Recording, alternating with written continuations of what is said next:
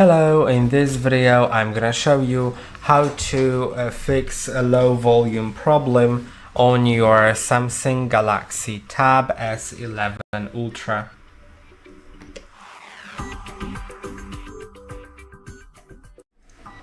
Okay, so let's begin by going to the settings, of course, and then go to sound, and now you'll have volume.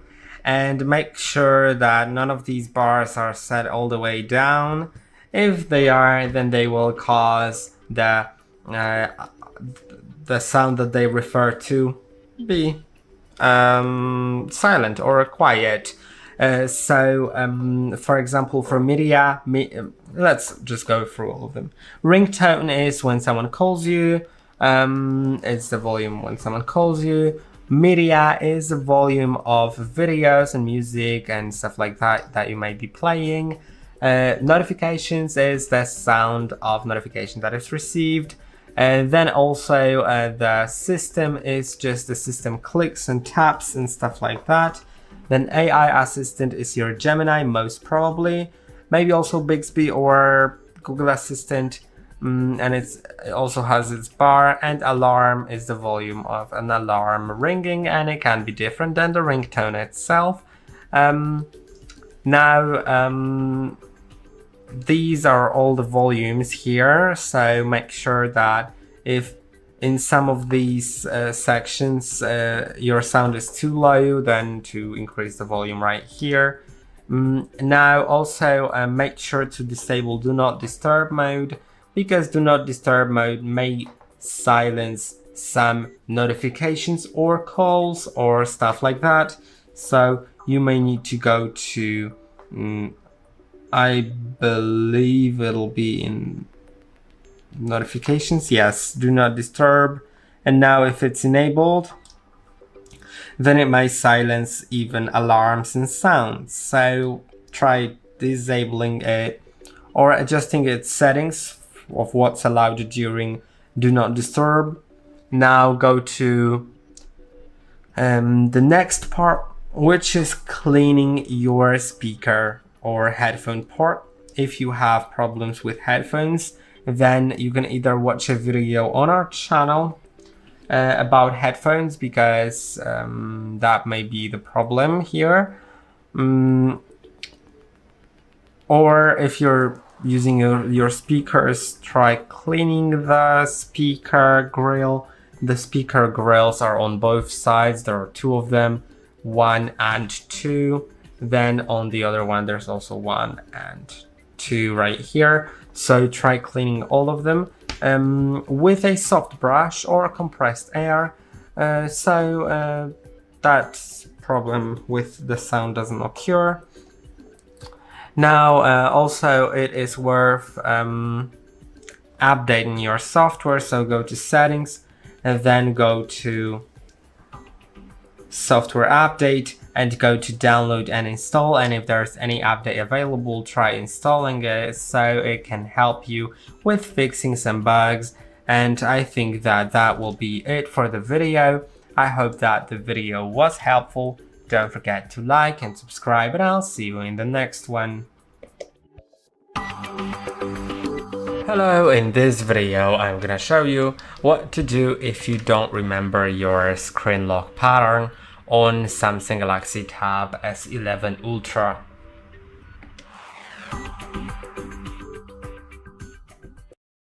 Okay, so I'm gonna very quickly set up my screen lock pattern so we all know it, and we're gonna try to fix it without it.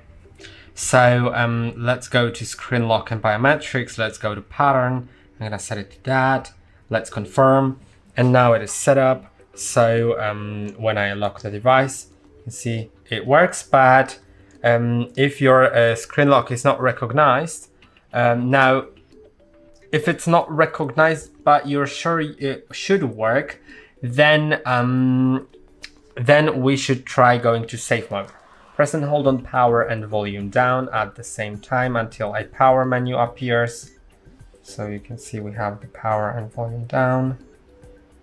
For some reason it doesn't show up. Okay, wait fine.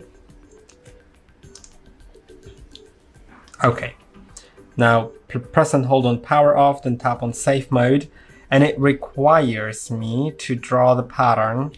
Now here's where the problems start.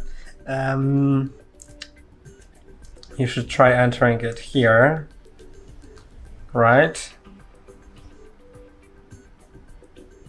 And it should work.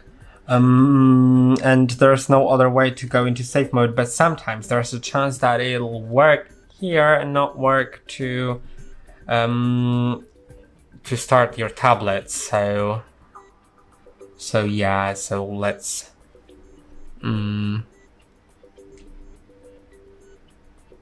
do it that way.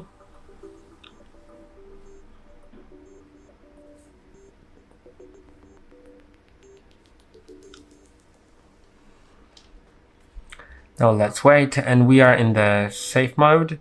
And here the screen lock should work if it's working, but not exactly. So you should now try going to settings and then go to security and privacy, screen lock and biometrics. Now you should be able to enter it here. And now click on none. Then slide down from the left top part of the screen, tap on safe mode is on, click on turn off. And now you don't have the pattern, but now you also, it may not work, first of all, and maybe you just don't know your pattern. Now in that case, we will need to do a so-called factory hard reset. A hard reset will erase all the data. So maybe before that, you may try contacting either Samsung support or some authorized repair center with a proof of purchase, so you know that it works. But now let's lock the tablet. Okay, I have no screen lock, and I should set it up so you can see everything. So I'll set it up again.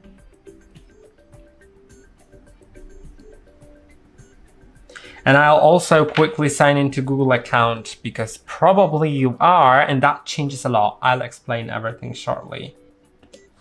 Okay, now I have my Google account. So, okay, it should be now on. And now I'll explain what it changes. So, when you have a Google account, then after a hard reset, you will be prompted about entering your Google account that was previously signed in on the device. Now, if you don't know it, then you won't be able to continue. So you need to have access to your Google account. It is very, very important. Now let's try get into the recovery mode. So first of all, you'll need to plug your, I'm gonna turn the screen off. You need to plug your tablet into a cable that is connected to a computer, and you don't need to use that computer. It just has to recognize that it is connected to a computer, so it knows you're not doing it by an accident. So I'll plug it in. I have it plugged into my computer, and now I need to turn the device off. And of course, if I press and hold on power and volume down, then tap on power off and tap on power off again, I have the screen lock to enter. So I can't do it. Let's try by instead doing a more complex combination. So we need to enter recovery mode to do a hard reset, and recovery mode is entered by power and volume down. But now there is something called force restart, power and volume down. Here's volume up, volume down. So now we'll need to do a combination of, because it's a force restart, not shutdown, it'll start restarting immediately after I do it. So immediately when the screen goes off, we're gonna move our fingers, because we need to first press and hold on power and volume down. The power menu will appear, but you need to keep on pressing until the screen goes off. Then immediately move your finger from volume down to volume up while still pressing the power button. And when Samsung logo appears, release power button while still pressing volume up. I'll try to repeat that, but now doing it. So power and volume down. Now the power menu has appeared, but we need to keep on pressing until the screen goes off. Now quickly move to volume up instead of volume down, but still keep on pressing power.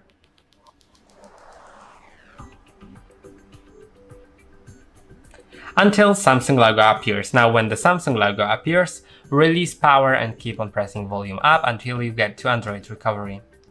Now we are in Android recovery. And you have different options here, right? And to navigate through them, use the volume rocker. So use the volume down to go to Wipe Data Factory Reset, click on Power button, go down and click on Power button to Factory Data Reset. But remember, this cannot be undone and all the data will be erased. Now I'm gonna do it. Then let's wait a split second, maybe a bit more. And then go to Reboot System Now with the Power button, of course. Now the tablet is gonna restart, so we'll wait for it and I'll get back to you shortly. And now this is what shows up after we restart. So we need to begin, select the language, click on Next, then select the region and click on Restart, and I'll get back to you shortly again. Okay, I'm just gonna go through a few steps of the setup. I'll click on Setup manually. Now I'll select the Wi-Fi because it is required, since there is this little lock in the top left corner which indicates that an unauthorized attempt of reset was made. Then you need to connect to Wi-Fi. And now in a moment we're gonna see our pattern again, but don't worry. There is a little button that says use my Google account instead, and you can click on that to enter your Google account credentials instead. So I'm gonna do that. Now I'll enter the email that was previously logged in on the device before it was reset, and the password as well. And now once the password is entered, the device is unlocked. Now it asks you to sign in because you can sign in with the same or a different account. Now this is for signing in, not for verifying. So I can just, I'll do the same account, but you can do a different one. And now when I agree here, then I'm expecting this lock to disappear. So you can just continue with the setup, and I hope that this video was helpful. Don't forget to like and subscribe, and I'll see you in the next one.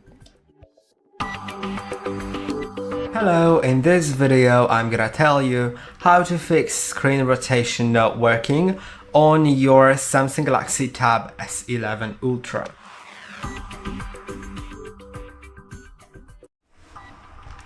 Okay, so if your screen rotation is not working, first thing that you should do is go to Settings, then go to, no, sorry, not Settings.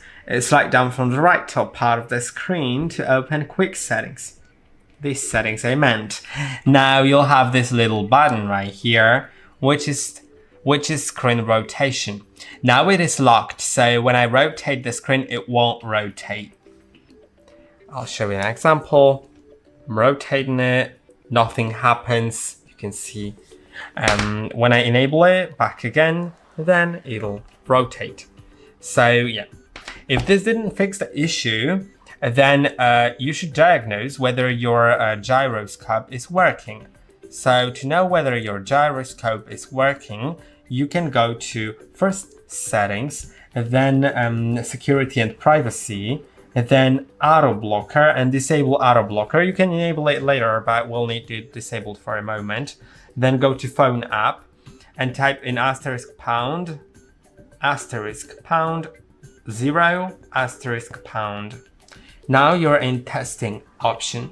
Go to Sensor, and then you'll have Gyroscope right here, and find Graph. Now you can see I'm not moving the tablet, so the graph goes straight. Now if I start moving it, you can see it displays the graph of the movement. I'm gonna start wiggling it left and right first. You can see it works. I can start moving it up and down. It also works, and I can start rotating it, and it will also work. So yeah, if it works in all the cases, then it's great. If it does not, then you should try fixing it with a few things. If it's just so you know later that like if it's working in the gyro section, then probably it's a software issue. And if it's not working in the gyro section, then most probably it's a hardware issue, which may require a fix from like an authorized service if you cannot do it. If all the steps that I'll show you in a moment don't work. So now we'll need to try restarting the tablet by pressing and holding on power and volume down, then tapping on restart and tapping on it again. And now let's wait a moment until the tablet restarts. Okay, now once it is restarted, let's unlock it. And now we're gonna try if it didn't help. And if you're sure that your auto rotation is on, then you should try booting into safe mode. Safe mode will disable most of the apps that you have, so they don't interfere with the system. And then like if it works in safe mode, then probably there's some sort of an app on your tablet that makes a problem. So you may need to either uninstall an app that you suspect may be the issue, for example a new app that you have downloaded, or just reset your tablet, but remember it'll erase all the data, but yeah, you can factory reset it. Now we're gonna try to boot into safe mode so I can show you how to do it. Press and hold on power and volume down until the screen shows up again, and then press and hold on power off on the screen, then tap on safe mode so it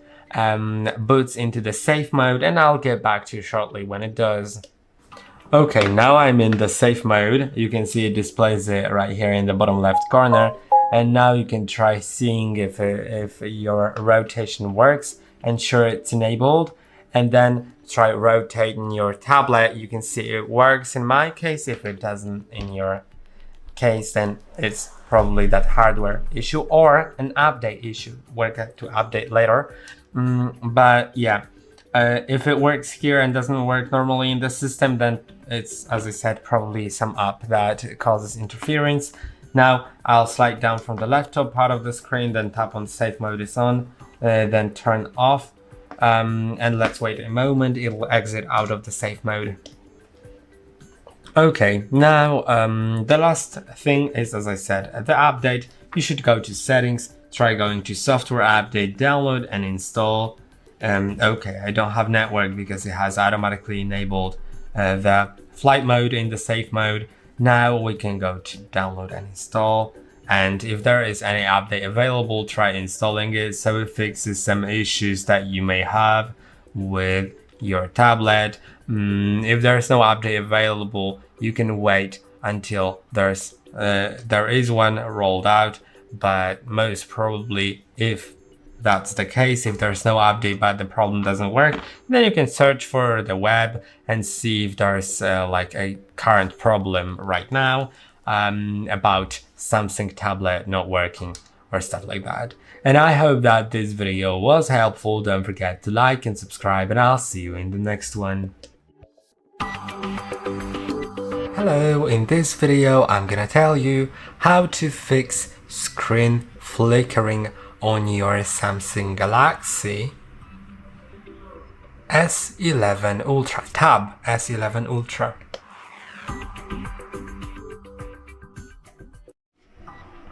Okay, so to begin, go to the settings and go to the display.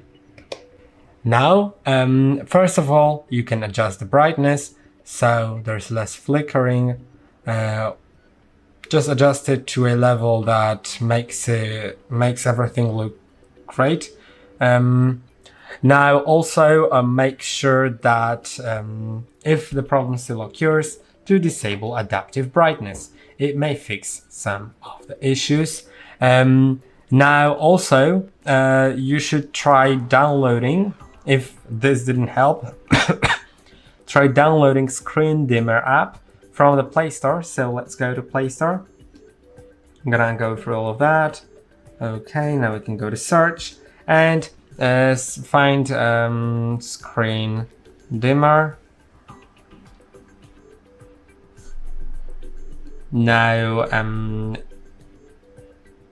I'm gonna select this one because I know this app. Let's download it and let's open it. Now we're gonna do a few things here. Let's grant permission, allow permission, go back, go further, grant permission.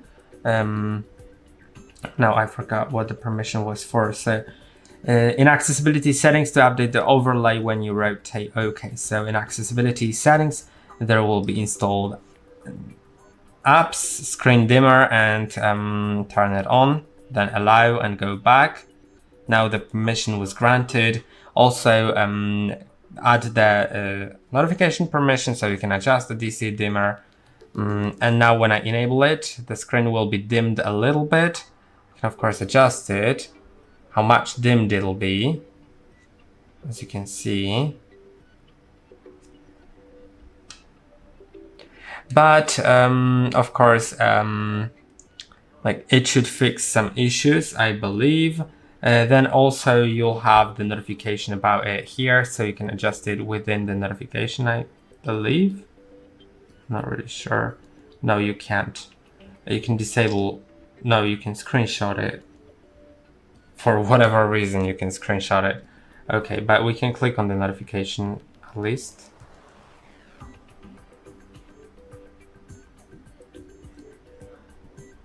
No, it's just a notification that somehow doesn't work perfectly. Okay, but we have the screen dimmer at least, so we can use it. And if you dim the screen a little bit, then turn the brightness up, then it should be working a bit better. That's what I hope will happen. And if this didn't help, then check for software updates on your tablet by going to settings, software update, download and install. And if there is any update available, try installing it, so it may fix some issues that there may be related to the software. And I hope that this video was helpful. Don't forget to like and subscribe, and I'll see you in the next one. Hello, in this video I'm gonna show you how to fix ghost touch problem on your Samsung Galaxy Tab S11 Ultra. To fix it, you should try, first of all, removing screen protector or case that you may have, because it may cause the ghost touch. Ghost touch is a thing that simply just, some taps are recognized even if you don't tap on the screen. Your tablet acts like you tapped somewhere even if you didn't. Now, if this didn't help, then clean your screen to remove debris and moisture. Moisture and all the other stuff on your screen can cause problems, so just try cleaning it with, for example, a microfiber cloth. I think it's gonna be the best. You can also use isopropyl alcohol or stuff like that. And now also go to settings, go to display, and ensure that when you go all the way down, that your touch sensitivity option is disabled. And now if it didn't help, then try going to software update in settings, then download and install, and check for updates. If there is any available, try installing it. You can see my software is up to date, but if yours is not, installing an update may fix some issues. And I hope that this video was helpful. Don't forget to like and subscribe, and I'll see you in the next one. Hello, in this video I'm gonna tell you how to fix your pin not accepted on Samsung Galaxy Tab S11 Ultra. Okay, so you can see if I lock my tablet, there is a pin right here, and if you don't remember it, then if you don't remember, it's a different thing not remembering than it not being accepted, because you may remember it but it's not accepted. In that case, you should try pressing and holding on power and volume down, then press and hold on power off, then tap on safe mode, and then there's a chance that it'll work here this time. So try entering it. If it works, then it's great. If it doesn't, then we're gonna get to a different thing. But yeah, this is the most important part, that you can try to go to the safe mode to erase your pin, and it may sometimes work like the pin when you try to enter the safe mode. So if you are able to enter the safe mode, that is really great, because that will help you. Okay, now we are here. Now you should be able to enter your pin and then go to the settings. Now you should be able to go to security and privacy, screen lock and biometrics, enter your pin, continue, and set it to none or swipe. Then go to the system and it'll be working.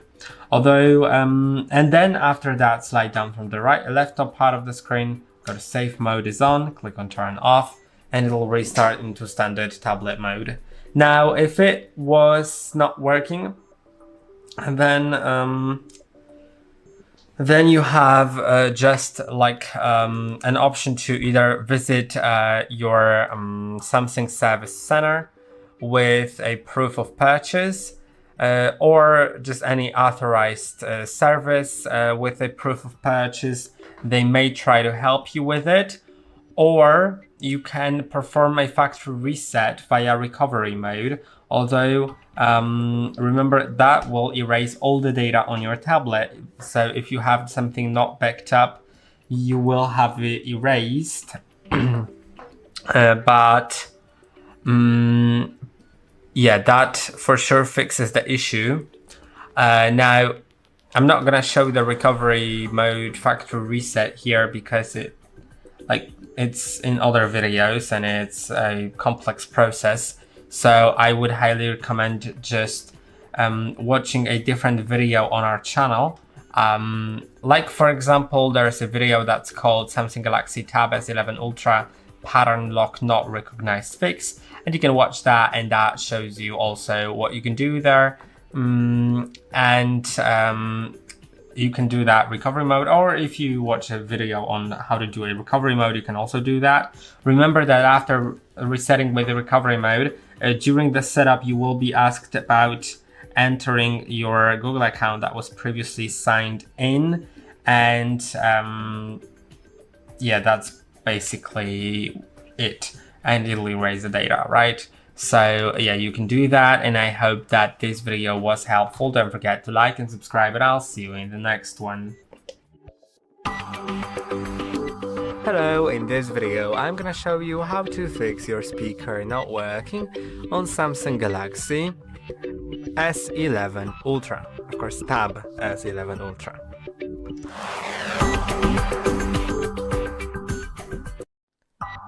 Okay, so first you should try checking the volume levels, of course, in the settings. So go to the settings, and then go to sounds, and now you'll find the volume here.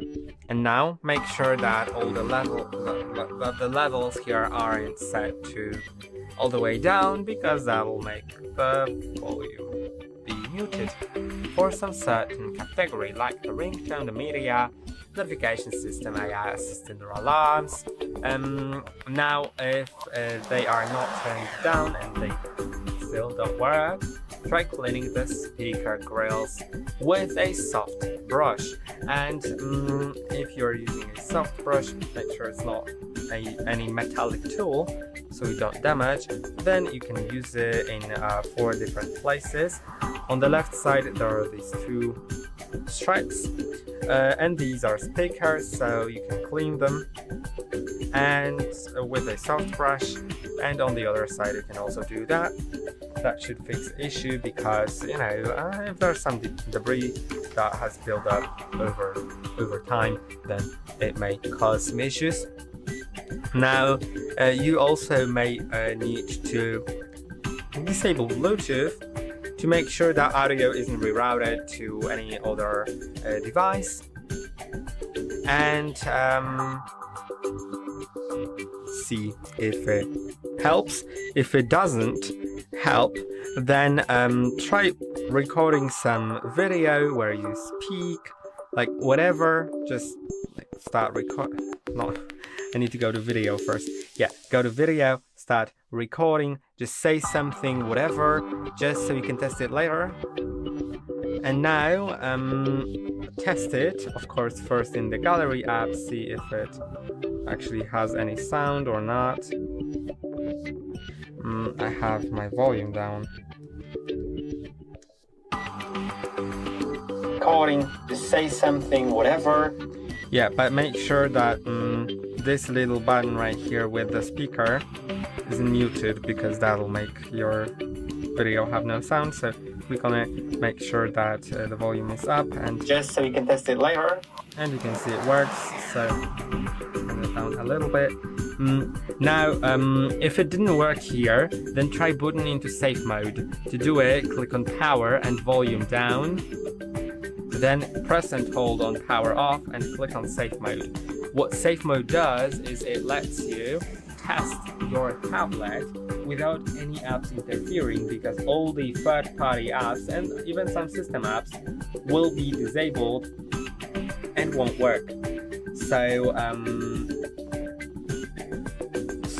we like, if there's any app that you have downloaded and it interferes, then in the safe mode you'll see that it does not.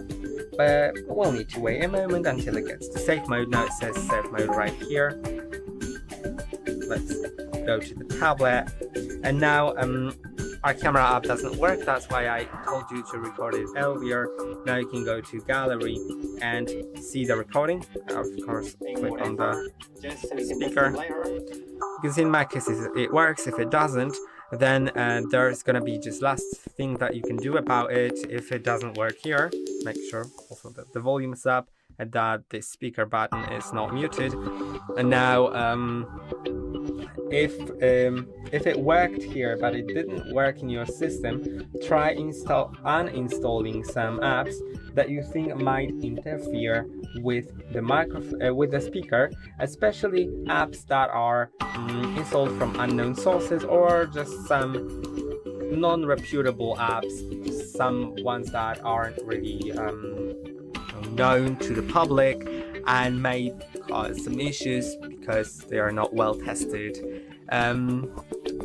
Yeah, so try uninstalling them, but to uninstall them you'll need to exit out of the safe mode. So slide down from the laptop part of the screen and type on safe mode is on, click on turn off, and now let's wait a moment. The tablet will restart itself and we'll exit out of the safe mode. And now the last thing that you can do, if uninstalling apps didn't help, or if your microphone didn't work even in the safe mode, is trying to update your system, because updating the system may help. But yeah, you will need to first go to the tablet, right? Go to the settings and go to software update. Now download and install. And there may be, it may say, like in my case, your software is up to date.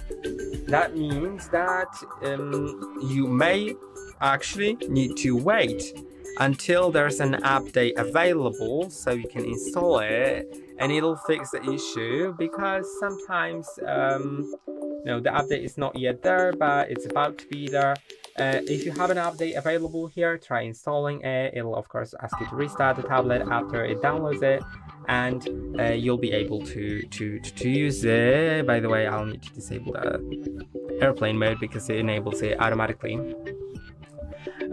when in the safe mode, and then doesn't disable it. But yeah, so just remember about that, and if it didn't help, then you may need to take your tablet to an authorized service. And I hope that this video was helpful. Don't forget to like and subscribe, and I'll see you in the next one. So in this video, I'm gonna tell you what to do if your headphones are not working on Samsung Galaxy Tab S11 Ultra.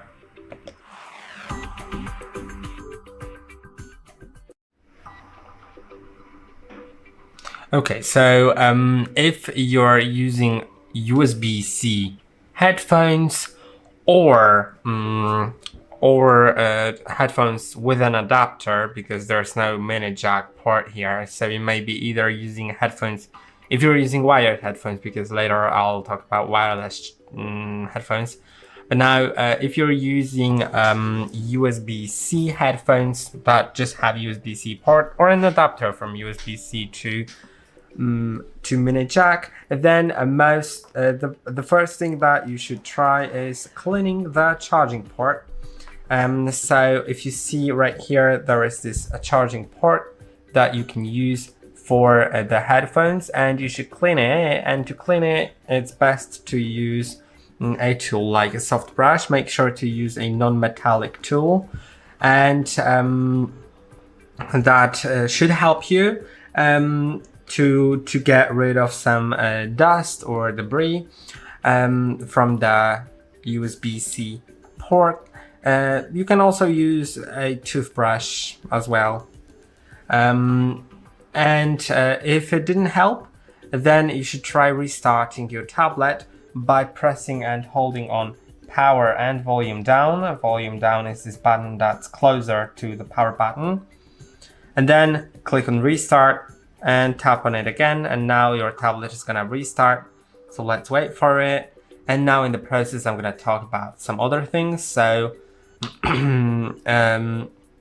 make sure that if you're using an adapter, to use an original or just certified adapter, because standard, like if you buy a cheap adapter, then it may probably break. But you can also try using a different adapter if you have a chance to, and if you're using, and also try a different pair of headphones, because that may be also the issue here. Now, if that didn't help, then there are two last things for the wired headphones, and then we're gonna get to the wireless ones.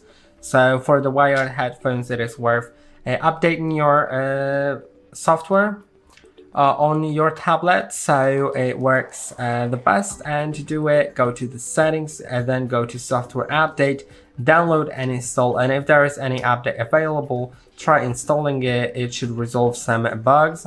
And if it didn't help, or if there was no update, go to general management and go to reset. And now go to reset all settings, not factory data reset, because this one is gonna erase all your data and we don't want that. Just reset all settings. But remember, it will reset the settings, like including, you know, your Wi-Fi networks and also some other settings that you may have set. So you'll need to set it up again, but I'll go to that, then draw my pattern because I have a pattern, then reset. And now let's wait a moment. And now you can see the settings are reset, even it's visible, but yeah, the screen is gonna go off anyway.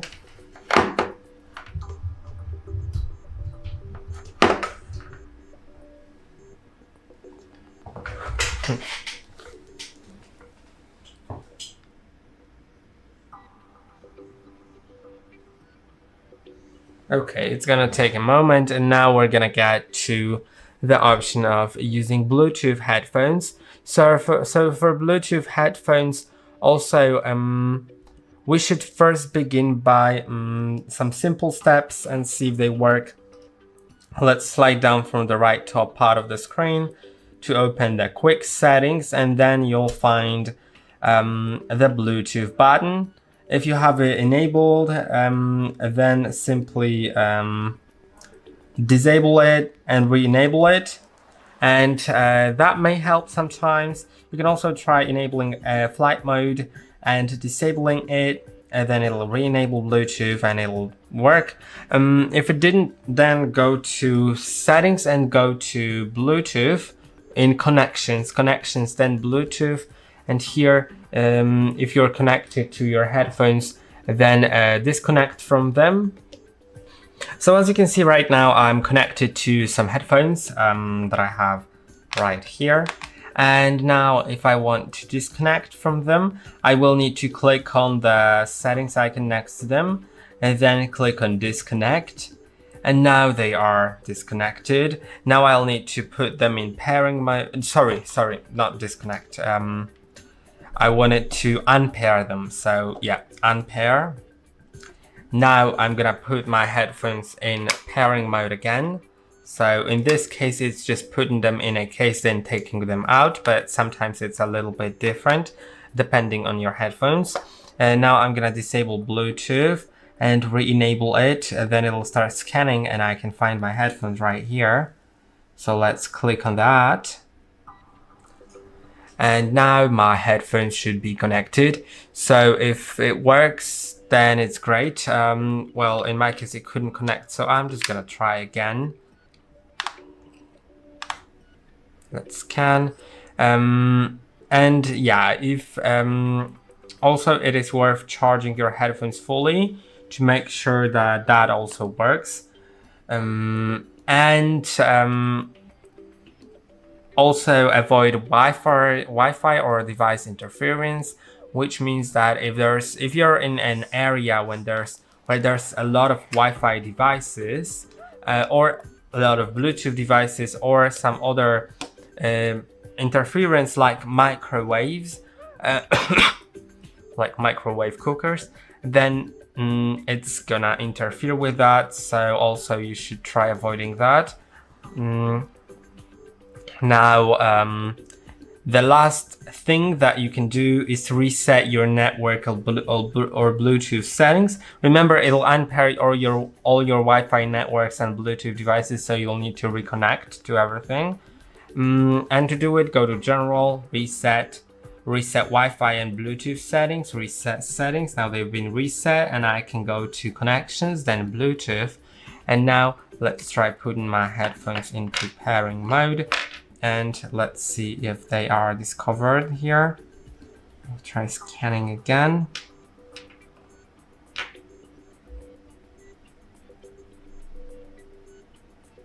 Yeah, it doesn't really discover them, but I have some issues, I think, with the headphones themselves. I'm gonna scan again.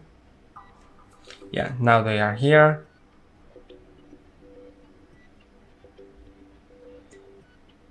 And I think they should be paired, but there's always some sort of problem with those exact headphones.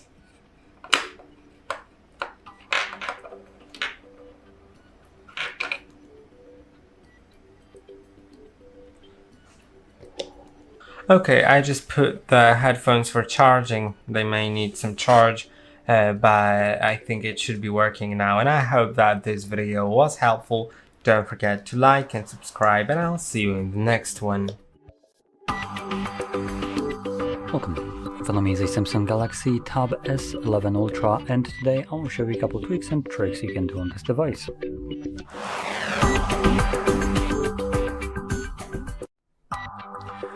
So, let's get started by opening up our settings, and here we're going to begin just by going to the list. But there are some interesting options that I recommend checking out. So they might not show up right at the beginning, they're interesting, so I'm going to probably start more with the boring ones. So number one, we're going to begin with the sound, and then sound quality and effects. Let's select allow, and here you have the adapt sound option. when you toggle it on, it allows you to choose the age range. Let me just change one thing here. There we go.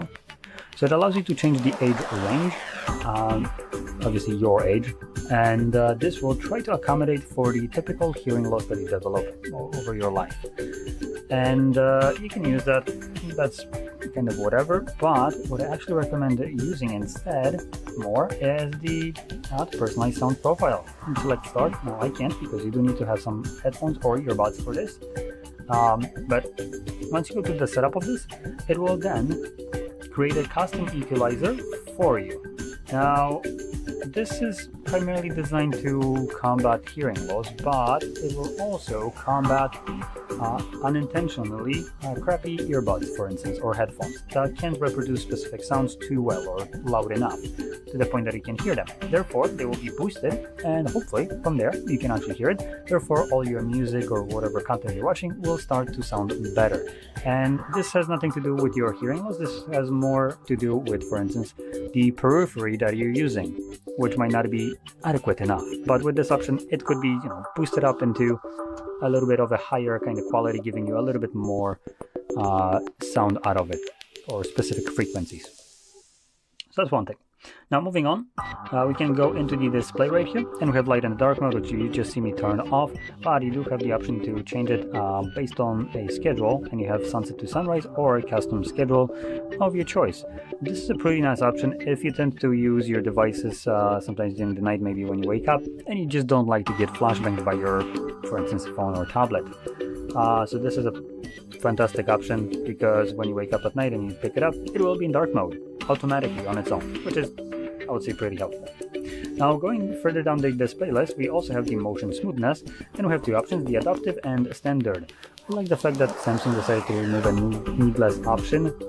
Before you would have the standard, adaptive, and 120 or 144, something like that, which basically was adaptive with less benefits, I would say, probably the best way to describe it. So they removed that one useless option and only kept the two useful ones. Now adaptive allows you to run the display up to 120 Hz refresh rate, while 60 runs up to 60.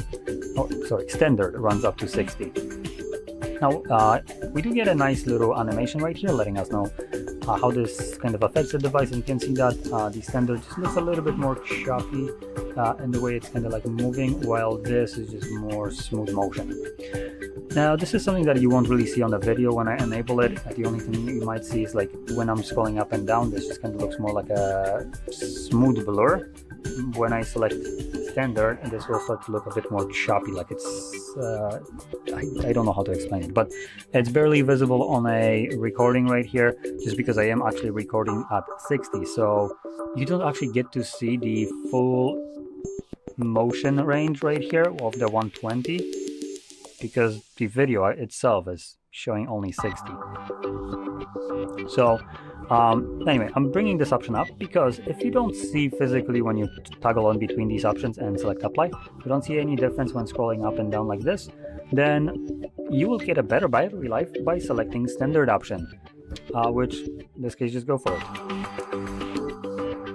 Now moving on, we also have the screen mode. Here we have the vivid and natural, but I guess Samsung did kind of tone it down a little bit more here, so it's a bit more warmer and pleasant to look at, the natural, which is what it's supposed to do. We also have additional images, so let's see how it affects this. So for the most part, from what I can tell, it's honestly affecting more like a blue light. So if I'm correct, if I do this, yeah, that now almost has no difference. There is a slight difference in the red color specifically. Yep, so you can see the red right here changes, and orange. So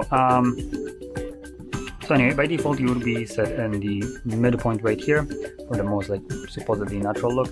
I do personally like the natural tone. It does lower down the red color just a bit. Before, Samsung did have much more overdone colors right on their devices, but it looks like they did tone them down a little bit to a more reasonable place, and they also changed the images displayed right here to ones that aren't as apparent when colors are just showing a little bit too much vibrancy. So things like this, this just honestly looks like an AI generated image. But in any case, you don't really have a concept of how this is supposed to look like.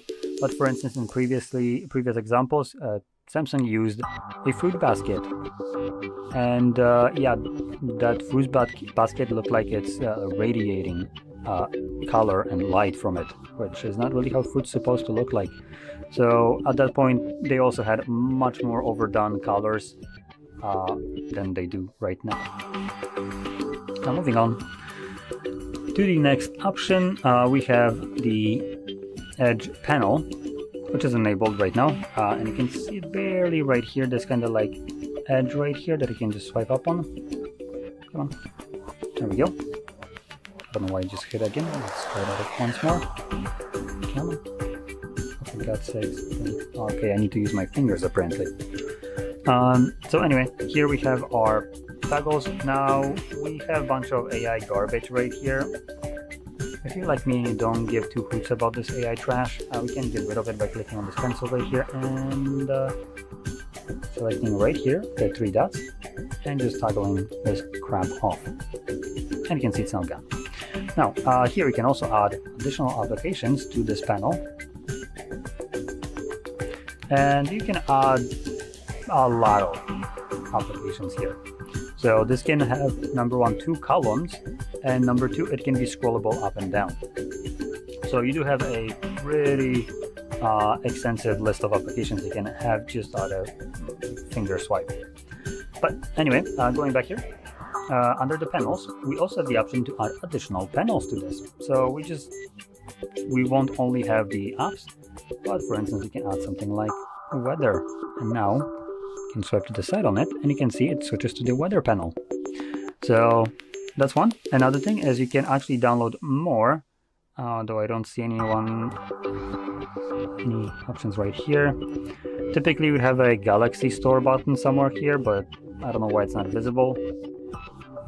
Could be because the device doesn't have a signed in Samsung account, but I know that on my device also it doesn't show up, even though I do have a Samsung account signed in. Sometimes it's here, sometimes it doesn't, but nonetheless, you can always access this by just simply going to the actual Galaxy Store and getting it, searching it from there. And they do have, for the most part, paid ones, so it will cost you like $1.99, maybe $2.99, something like that, depending on which one you want. But some of them actually do seem pretty useful, much more than these options right here. Another thing you can do is edit the handle. Handle is this thing. So we can change either the color, how big it is, where it's also positioned by this little slider right here, and how much it protrudes, along with its transparency.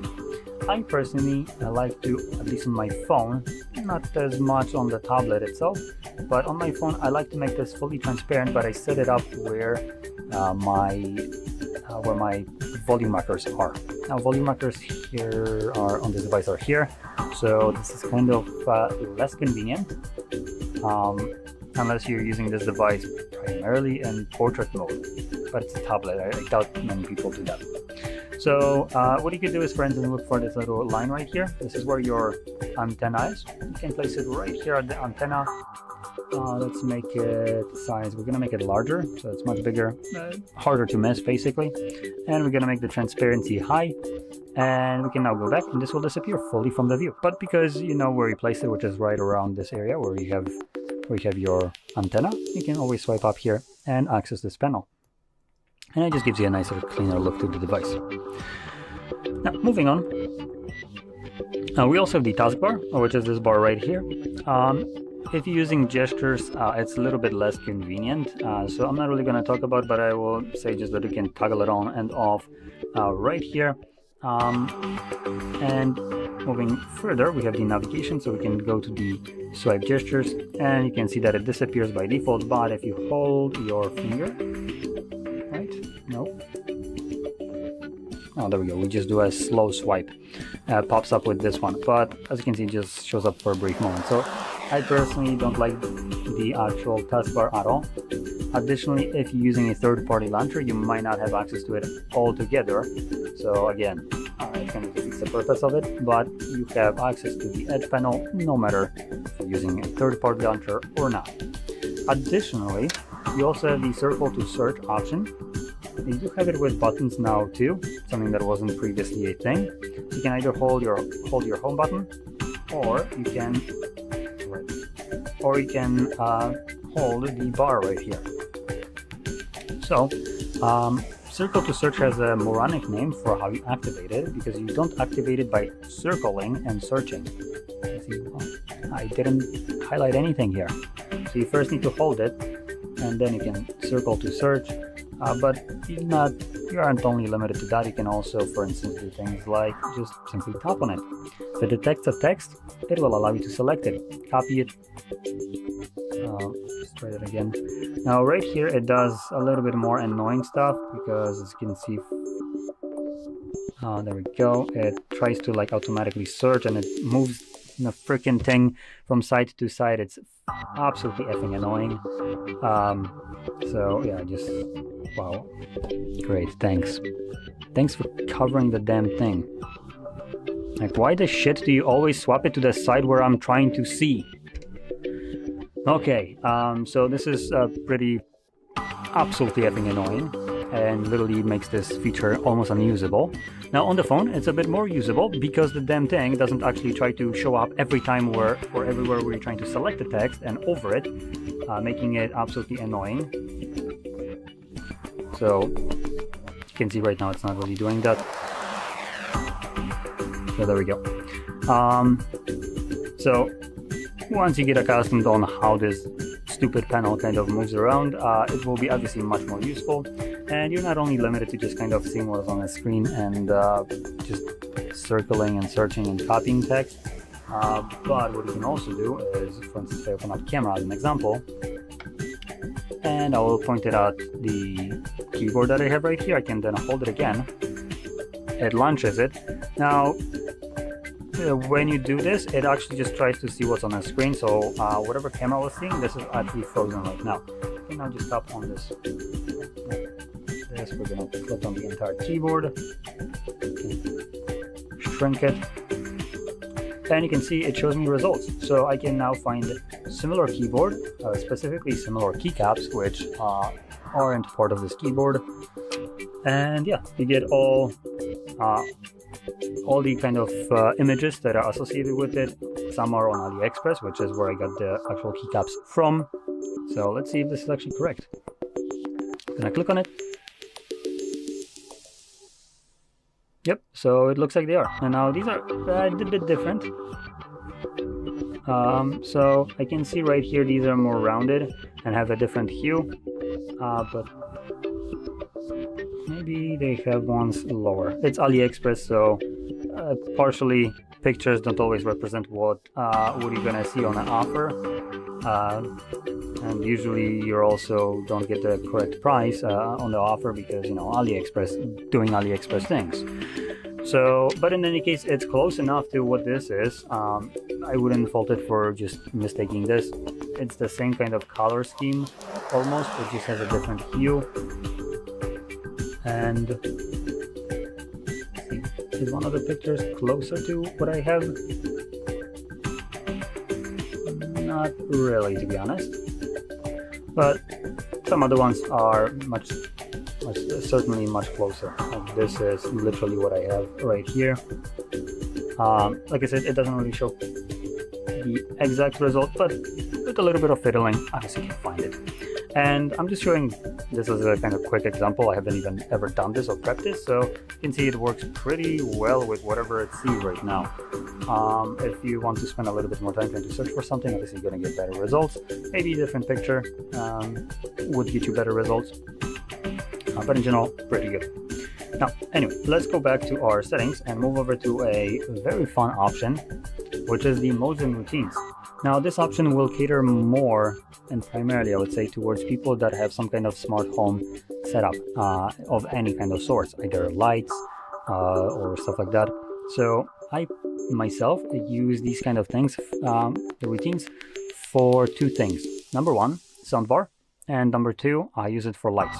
So I have it set so, for instance, when I'm in a specific location, aka my home, at a specific time, aka when it gets dark, the device will automatically, through the modes and routines, launch my lights in my apartment. So that's one thing. Another one that I like to do is, because I have the Samsung Q990D soundbar, what I experienced a couple times, not a very fun experience, was when turning it on and starting to play music, it for some reason was max volume. Believe me, Samsung soundbar, max volume, is not one of the best experiences. It's deafeningly loud, which to some people that's a positive thing, but to me, I like my music at a moderate volume, not blowing my eardrums out, and I like to hear past age 50.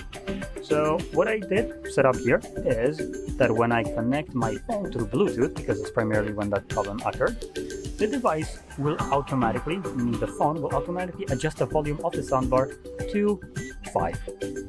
And from there I can just go up, but it automatically adjusted it, so anytime I would turn it on and it had some wonkiness where it was again max volume, when turning it on at that max volume, it gets dropped down back to 5, and obviously removes that problem altogether, which solves the max volume problem that sometimes occurs.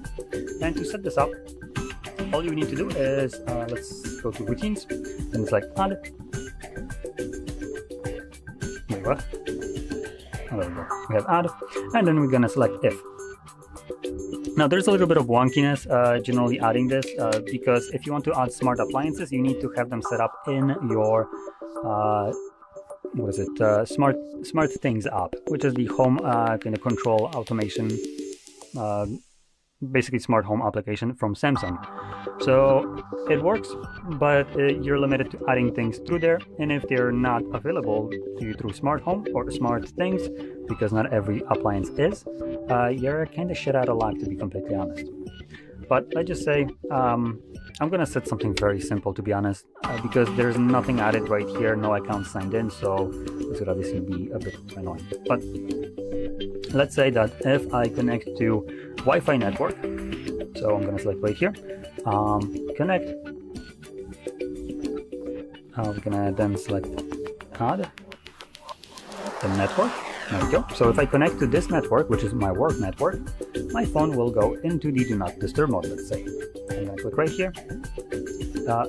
Here are the smart things controls, by the way, for the smart home appliances, but like I said, there's nothing there for me to add. So from here I can now select it's modes, right? Mode. Nope, that's sleep, so that's not what I want. Let's look for do not disturb mode. There we go, do not disturb on. So that's one thing that I can do. Just gonna not bother changing this. And next thing that we can do is add another one.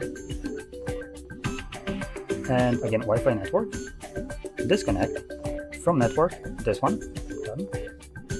We're gonna do, again, do not disturb, off. So the moment I leave work, my do not disturb mode will automatically turn itself off. So now we have two different modes on, enabled at the same time, well, set up technically, and only one running. The moment this device disconnects from this network, it will automatically disable also do not disturb mode. So you can see how this kind of automates everything. Now the more time you spend setting a bunch of different things here, the better the results. This has pretty extensive functionality in general. But it is a little bit of a pain to set it up, as it does kind of won't always allow you to add things that you might exactly want. So as an example, it doesn't work with Google Home from when I tried to set it up at all. It won't let me access any of the devices there. I haven't tried it in recent time. I did try it the moment I got my S25, but from there maybe they made changes. I don't know. But it didn't allow me back then. So obviously in that sense, I was only forced to be using the Smart Things app, which was much more limiting. But in any case, that basically sums up the things that I want to show you. So if you found this video helpful, don't forget to hit like, subscribe, and thanks for watching. Hello, in this video I'm gonna tell you how to fix battery percentage not showing on your Samsung Galaxy Tab S11 Ultra.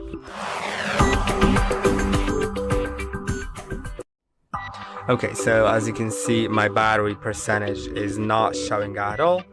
And to fix that, you can simply go to the settings. So let's go to settings. Now go to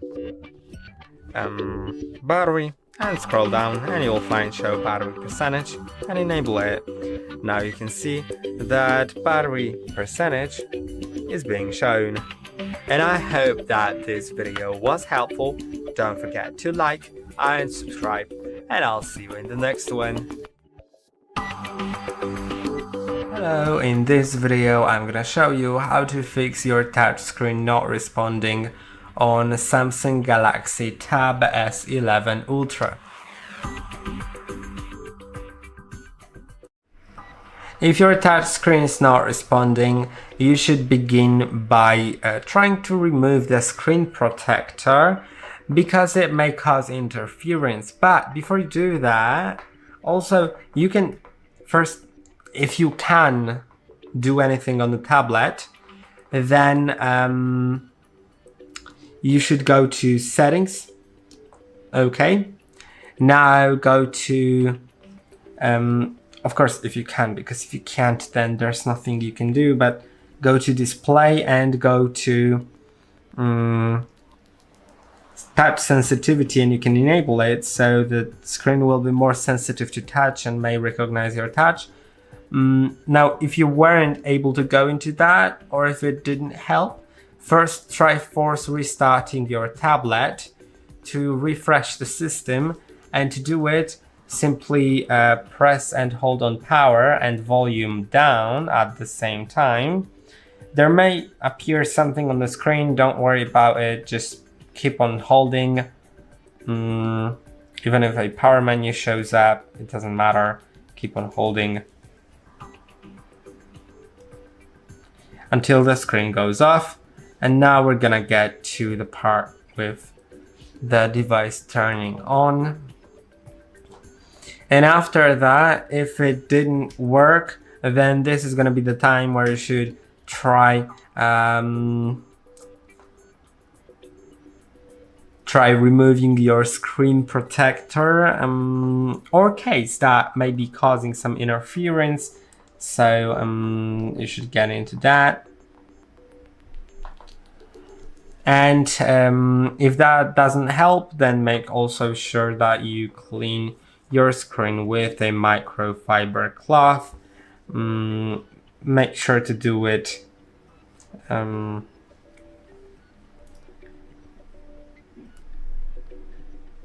the whole screen, right? And now if that doesn't help, then you may need to try booting into safe mode to check app issues. But to boot into safe mode, your touch screen must respond at least a little bit. And before we do that, I think it's also worth going to actually an app called Samsung Members, if you can use the screen at all. Then you should go to Samsung Members, or I'm thinking if there's like a different way of doing that. No, I think we can just click on Get Started. Now, okay, it says that I need to sign into Samsung account, so I'll do it. It's gonna be worth it, I think.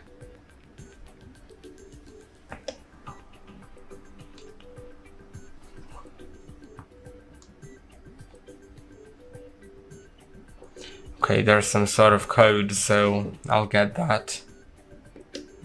Okay, I have signed in. Now it's doing some battery status, but I wanted to go just to the app and go to support, right? I was in support.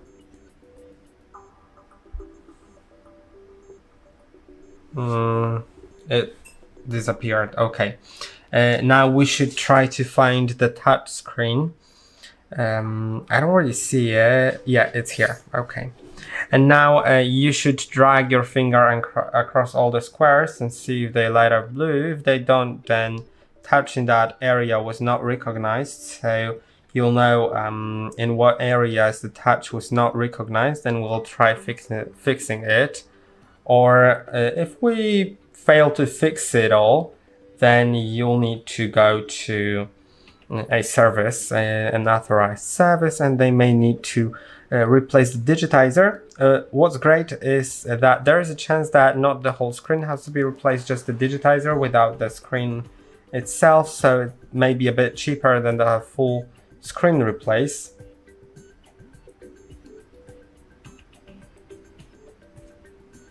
And yeah, now I'm gonna fill in the whole grid. You can see in my case it recognizes the touch everywhere.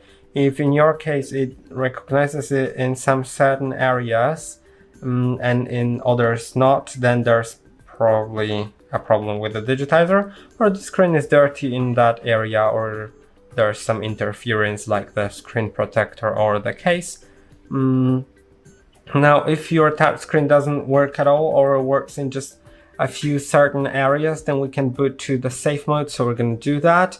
To do it, press and hold on power and volume down, just like we did for force restart. But now release when power menu appears. Press and hold on power off, then tap on safe mode. And now we're gonna get to the safe mode, and that will let us check whether it works when all the apps are disabled. You know, just the system with some few basic apps will be working, but all the other things will not be working. So so you may need to just fix it here. Let's wait for the safe mode to open. You can see we have the safe mode. Now we're gonna unlock the tablet, and if your touch works here, then it's really great. Then you probably need to just uninstall some specific apps that cause some problems. And to do it, you should go to the settings and then go to apps. It's gonna be here. And now if there's any app that you think might cause something, if it's an app downloaded from the internet, like from an unknown source, or just like just a new app that you have downloaded, you may try just uninstalling it like that, and it'll be gone. And now you can try relieving the safe mode by sliding down from the top of the screen, clicking on the turn off safe mode notifications, tapping on turn off, and now waiting until it turns off. And the tablet is gonna restart itself, so I'm gonna get back to it shortly. Okay, I'm in. So now try testing if it works after uninstalling the app. If it doesn't, then go to settings, and now you can go to a software update as long as you can use the screen. If you can't, then there's gonna be one last step. If you can, then go to software update, go to download and install. And okay, it put me in the airplane mode because of the safe mode, so I need to disable it and connect to network. Then go to download and install, and now you can see my software is up to date, but if yours is not, try installing an update so it fixes the issue. Now if it didn't help, then or you can't use the screen, then try resetting your tablet. And now it's gonna get a little complicated. So we will need a cable that will plug into the tablet. It can be plugged in for just a moment, but first let's begin by turning the tablet off, and we're gonna do a sort of combination that you need to move on quickly with. So like, because you know the screen is not working, so it's gonna be a little more difficult, but still possible. And also remember, factory reset erases all the data on your tablet. So, but if it's the only way, then it's the only way. You can also try, instead of that, getting to a service and servicing it. But if you want to try a factory reset, just remember it'll erase the data, and I'll show you shortly how to do it Okay, I've tested everything. I'm pretty sure it'll work. So that cable actually will need to be a cable that will be connected to a computer. You don't need to use that computer. It can be any type of computer. It can be a Windows, a Mac, whatever. It doesn't really matter. It just has to be some sort of computer, and the cable must support data transfer. Not all cables do support it. Most do, but I can't guarantee all because not all cables are built the same. And now we'll need to do power and volume down like that, and keep on holding again like until the screen goes off. But now when it goes off, quickly move your finger to volume up from volume down while still pressing the power button and while the cable is connected. So now you can see I'm moving my finger to volume up while still pressing volume power. Then I released power once Samsung logo has appeared, and I'm still pressing volume up like that. So I'm gonna repeat it in a moment, all the steps with the buttons, but now we are in the recovery, and you should use the volume buttons to navigate through the menu, to go to wipe data and factory reset, then approve it with your power button. Now remember, if your phone is reset, if your tablet is reset, you'll need to enter the Google account information, email address and password associated with this phone to be able to use it again. And it'll erase all the data, unless you have something backed up. Now click on that, go down and click on power, and now it's gonna do it. Then select reboot system now. Now I'm gonna tell you about the steps again. So first you need to turn off the tablet, and if the screen doesn't work, then you need to do it by pressing and holding on power and volume down at the same time until the screen goes off. Once the screen goes off, quickly move your finger from volume down to volume up while still pressing the power button. And then once Samsung logo appears, release power button while still pressing volume up button until you see Android recovery screen. And then use the volume buttons to navigate and the power button to approve. Now we are in the setup. You can set up your tablet. Remember, you will be asked about the Google account previously signed in, and that will be about it for the video. If this didn't help, then it's probably a problem with your digitizer, so you may need to replace it. And I hope that this video was helpful. Don't forget to like and subscribe, and I'll see you in the next one. Hello, in this video I'm gonna tell you how to fix fast charging not working on your Samsung Galaxy Tab S11 Ultra.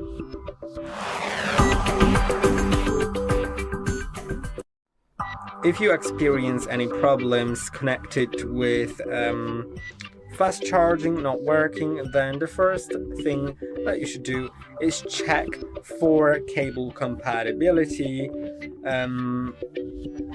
which simply means that you should make sure that the cable and the charger, the charging brick that you're using, supports fast charging. Now, this tablet,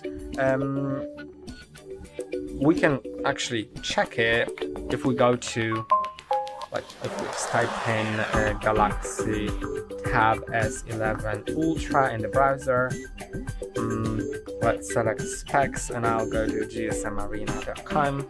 Now here we'll see data about this tablet, and if we go to its it's gonna be somewhere at the bottom, I believe. Yeah, it supports 45 wired charging, which means that it's gonna work best, the fastest, with a charging brick that supports those 45 watts. Now I'll show you an example of a charger and how to check whether it supports it. Now for cables, it's gonna be a bit more difficult because some cables have it marked, some don't. So you just need to, like, if the cable is from a reputable brand, then I think it's gonna be fine. But I'll show you a charging brick. So here I have a charging brick, and it straight up says it's 30 watts. So that's really great because it's gonna be not 45 but 30, which is also fine. It's gonna be fast. Now if your charger doesn't say it, then somewhere here, like, or here, like, somewhere on the charger there will be a small print that says it's gonna say output. And now I have here, you probably can't see it because it's really small, but it says in output that it supports 20 volts at 1.5 amperes. I mean, there's some, like, a few different options here, but I'm looking at the like fastest one, the one with the highest speed available, which is the 20 volts at 1.5. So you can just multiply that and it turns to be 30, which is 30 watts, because if you multiply volts by amperes, then it's gonna be watts. That's how it works. So yeah, if you get like about 30 or 45, then it's gonna be a fast charger. Also, you should check for any damage. Damage may be visible, but also may be invisible. If the charger got wet or got dropped from a high distance, then it's gonna be much worse than it would if it wasn't damaged. So if there's any damage, it may cause some fast charging issues, but also maybe it's not on the charger's side the problem, maybe it's on your tablet side. First of all, you should try cleaning charging port with a non-metallic tool. It is very important that it's a non-metallic tool because metallic tools can break your tablet. Not only break like the port itself physically, because you might think, yeah, I'm gonna be careful with it and stuff like that. Yeah, you can be careful with it, but metallic tools can cause a short circuit on your tablet, which may break the port because of that electricity.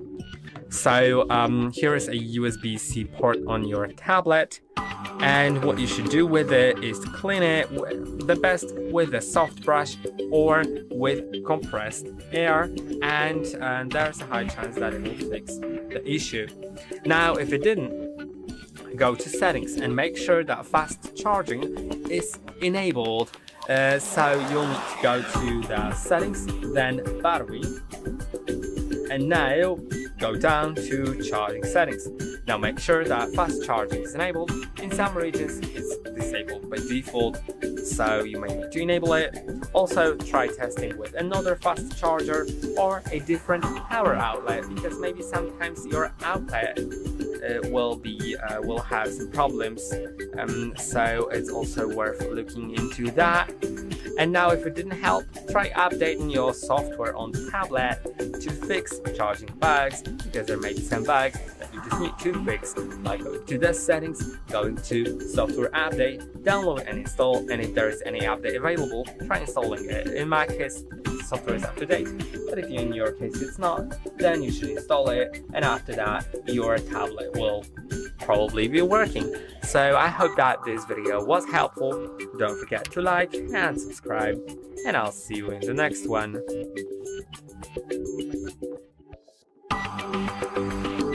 Hello, in this video I'm gonna show you how to fix your fingerprint sensor not working on your Samsung Galaxy Tab S11 Ultra.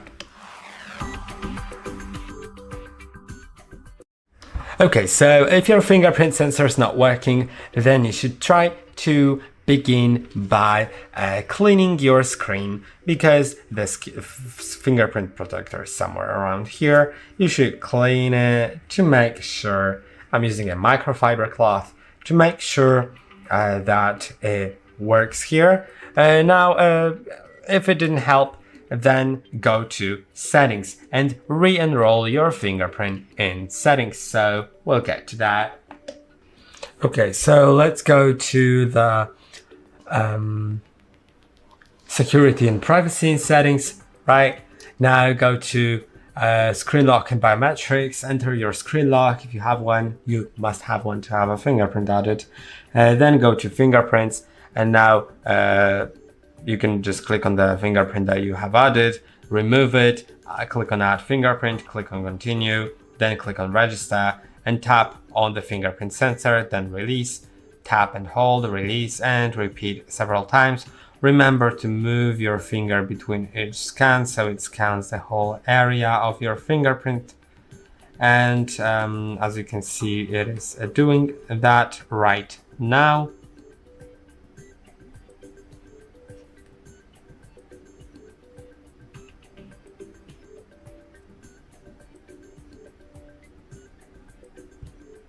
Okay, now my fingerprint is added, so I can click on done, and now I can try to unlock the tablet. And as you can see, it works. If it still doesn't work in your case, or you weren't able to enroll the fingerprint, then remove a screen protector because it may cause some interference. I know this is a light sensor, not a ultrasonic sensor, so it has less problems with screen protectors, but it still may have some, especially with some thicker ones or some matte ones or like privacy protectors, whatever. You can remove it so it doesn't cause interference. And also the last thing that you can do is go to settings, software update, go to download and install, and if there is any update available, try installing it so it may fix some issues that you may have and it'll be all working. So I hope that this video was helpful. Don't forget to like and subscribe, and I'll see you in the next one. Hello, in this video I'm gonna tell you how to fix auto brightness not working on Samsung Galaxy Tab S11 Ultra. Auto brightness is basically your brightness of the screen changing depending on the environment around you. And if it doesn't work properly, then first go to settings and go to display. Now you'll find adaptive brightness. You can see I have it disabled. When I enable it, then it should be working, of course. If you already have it enabled though, try disabling and re-enabling it. It may fix it. Now also, make sure to clean the ambient light sensor near the front camera. Actually, I'm not entirely sure where it's located, so it's best to just clean all the bezels on your tablet, just everywhere, to make sure that there's no problem here. Also, if you have a screen protector, it may sort of cause problems with the auto brightness if that screen protector covers the ambient light sensor. Now also it is worth restarting your tablet by pressing and holding on power and volume down. You can see there's power and the volume down. Then tap on restart and tap on it again. Wait a moment until it restarts, and it may refresh the sensors. Then the last thing that we can do is checking for software updates in system settings. If it is there, if it's not, then like if there is an update available, if there's no update available, then you will need to simply wait until there's an update available, or disable the auto brightness, the adaptive brightness that we did earlier, like to disable and enable it, so it doesn't cause problems. But yeah, you can go to settings, you can go to software update, download and install, wait a moment, and if there's any update available, try installing it to fix some common issues that maybe Samsung knows of. And I hope that this video was helpful. Don't forget to like and subscribe, and I'll see you in the next one. Hello, in this video I'm gonna tell you what to do if you've forgotten your lock screen password on Samsung Galaxy Tab S11 Ultra. Okay, so I'm gonna lock the tablet, and now you can see there is the screen lock, and after multiple failed attempts, we'll see what happens. Now it says I need to try again in 30 seconds, so I'll do it. Yeah, so after doing it for the second time, it happens again, so we probably don't have any option here to just enter the Google account like it was in the past on devices. Here it's not available, so we can do 3 different things. We can perform a factory reset via recovery mode, but remember, it'll cause data loss. It'll erase all the data, and you'll still need to know your Google account credentials, because without your Google account credentials, you actually will not be able to continue with the setup after the device was reset. Then also, as I said, your data will be erased. So if you don't have it backed up, then it will be lost. You can also contact brand support for account recovery options. So you can just contact Samsung support or visit an authorized service center with a proof of ownership, like a proof of purchase, like a receipt or something, and they may help you, but it's not guaranteed. The method that always works is performing the factory reset via recovery mode, but other than that, it is not possible. Now you can see if I try unlocking again and again, it just locks it for a longer time. It doesn't do anything other than that. So we'll need to do the factory reset. I'll show you how to do the factory reset. So first you'll need to connect your device to a computer with a cable.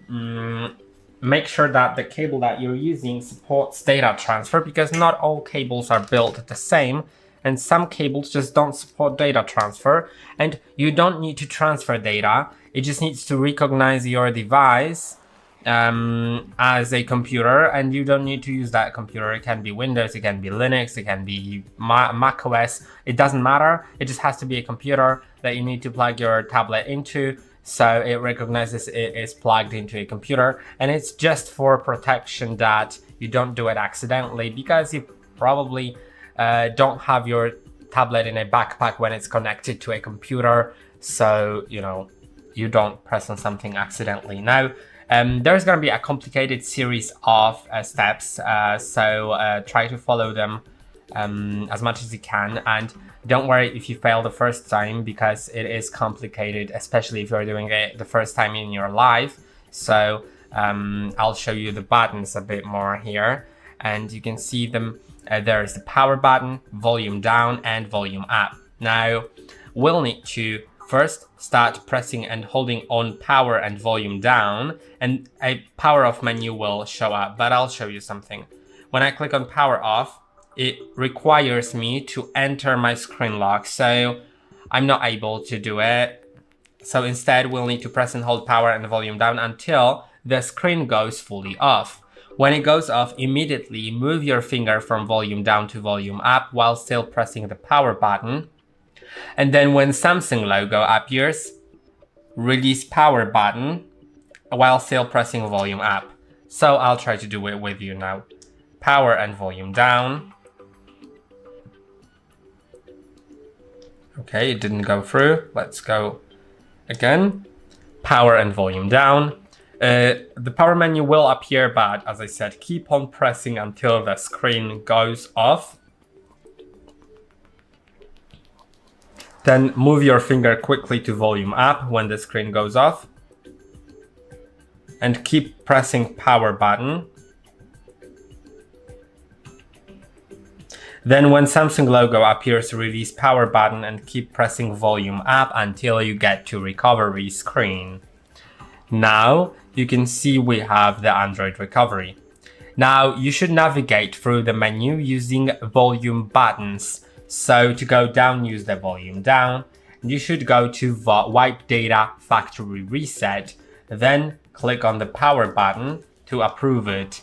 Now go down again to Factory Data Reset and click on power button. Remember that all data will be erased and that that your your Google account will be asked anyway. So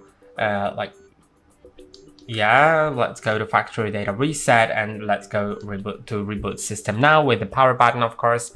And of course, resetting the Google account password is a bit easier. So if you don't know your Google account password, then you can reset it by going to Google website. Although I think it's just worth remembering your Google account password, just like it is worth remembering your tablet's screen lock. But yeah, let's wait until it powers on. It's gonna take a moment because, you know, it's after a reset, but now we should have the screen on. Yeah. And now it displays this little lock in the top left corner, which indicates that the tablet was reset. I'm just gonna go through a few little steps of the setup, not through the whole setup, but I'll select the language and the region, and then click on restart. Let's wait a moment.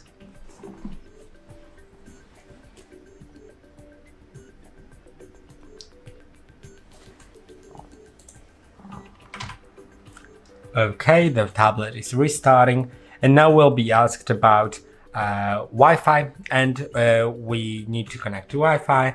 And after we do that, it'll tell us that the device had an unauthorized attempt of resetting it.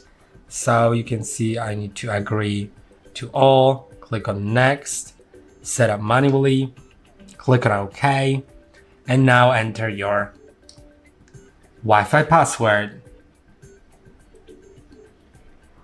Click on connect. Click on next, and now let's wait a moment. It may take a moment, so I'll get back to you shortly. Okay, and this is what shows up. Let's select use my Google account instead, and then enter the Google account that was previously signed in. Click on next, and enter the password of that account.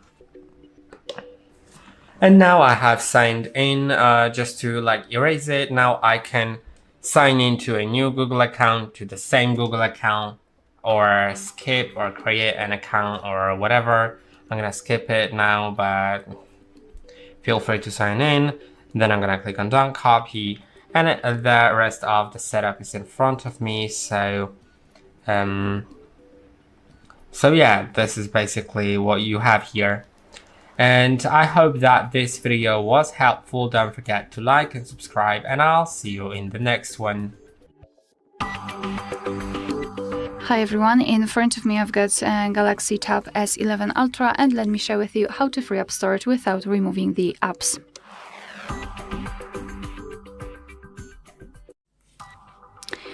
So let's start with removing cache. We have to open the settings. Here let's tap on the apps. And this is the list of all apps which are currently installed on this device, and what I highly recommend to do is to go through all of those apps, especially those which you're using frequently, and remove cache. So let me enter maybe this one. Just tap on the app, then go to the storage, and here we've got the section called cache. Let's simply tap on clear cache, and your device will immediately remove it. Basically, cache are junk files which are saved by your device, but they are not necessary for the proper usage of the app. So removing them won't affect the app, but it will release some memory. That's why I highly recommend to go through all of those apps. Another thing which you can do is to go to device care, which is right here, right above the apps. So go to device care, and here I highly recommend to go into the memory, where you can remove, stop the background apps, thanks to which you will release temporary release some memory, and also go to the storage.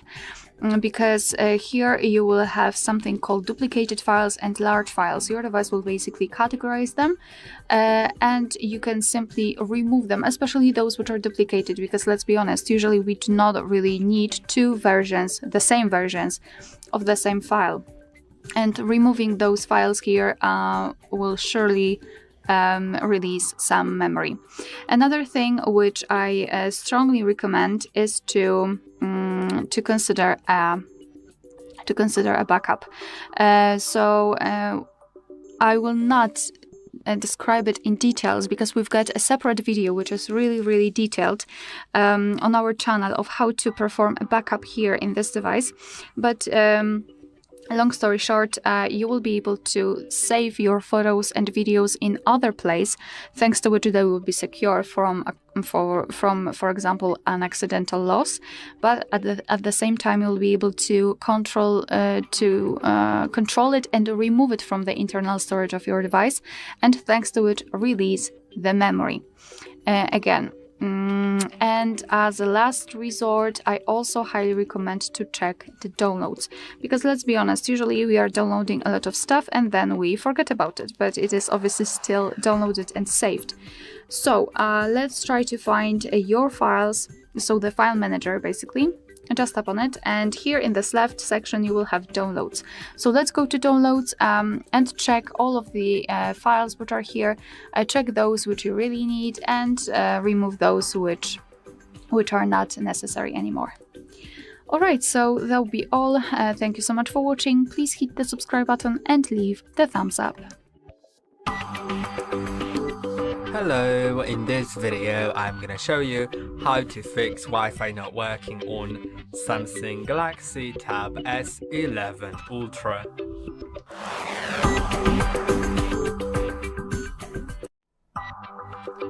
Okay, so if you want to fix Wi-Fi not working, then what you should begin with is toggle the Wi-Fi on and off.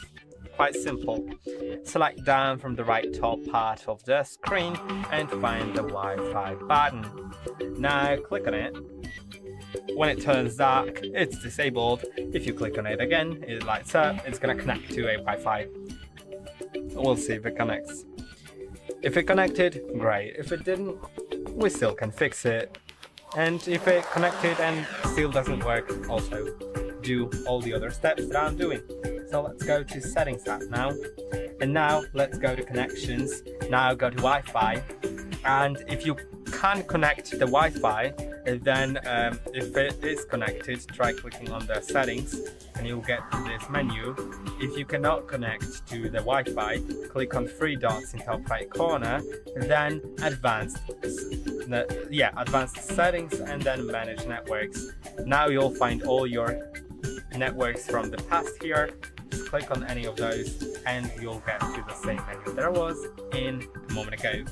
Now click on Forget once you enter the network that you have problems with. And now let's try reconnecting to it. So let's go to the Wi-Fi that I want to connect to. Let's re-enter the password. Make sure it's correct. Yeah, it wasn't correct.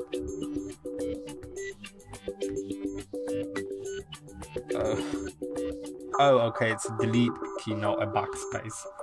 Never mind. Let's go to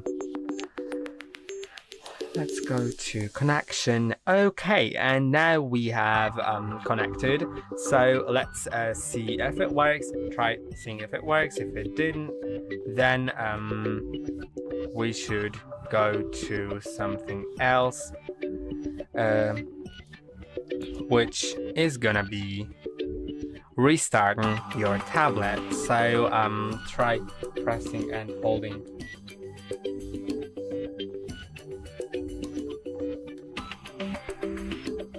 Press and hold on power and volume, like the volume key which is closer to the power. So those two, you can see them well, those two. And then you'll see the power off menu, so let's try again. And then tap on power off, or maybe restart. Let's do a restart. Okay, now also it is worth restarting your router if you have that possibility. Maybe there's a problem with your router, and also try contacting with your service provider, because maybe the problem is on their side, not on yours. So yeah, also it is worth checking for that. And you let's wait until the tablet turns on. You may also want to like go to settings, and if you can connect to any network at all, maybe not the one that you have problems with because you need internet access. So if you're able to connect to any at all, then you should go to software update and go to download and install, and if there's any update available, try installing it. It may fix some bugs. Also, it is worth making sure that if you just can't connect to one network, make sure that in the settings of your router, your MAC address, your physical address, which can be checked here in About Tablet, in oh, I have no idea, like, yeah, status information. If you go to tablet Wi-Fi MAC address, that MAC address is blacklisted on your router settings, then it just won't work. So yeah. Now also it is worth checking for software updates. As I said, yeah, I already said that, never mind. And also, from what I remember, if I go to connections, then go to Wi-Fi, click on 3 dots, intelligent Wi-Fi, then I can, hold on a second, I'm gonna find it. Yeah, never mind, this option doesn't exist on this tablet, never mind. But the last thing that you should do, which may help, is going to the settings, of course, and go to general management, then go to reset and find reset Wi-Fi and Bluetooth settings. But remember, it'll forget all the Wi-Fi networks and all the Bluetooth devices, but I think it's worth doing, so let's go to that, reset settings. Now it was reset, it prompts you that, and now I can connect to my Wi-Fi again, and I believe that it should be working already. If it's not, then it's probably a problem on the side of your service provider. And I hope that this video was helpful. Don't forget to like and subscribe, and I'll see you in the next one. Hi everyone, in front of me I've got Galaxy Tab S11 Ultra, and let me share with you how to fix up crashing.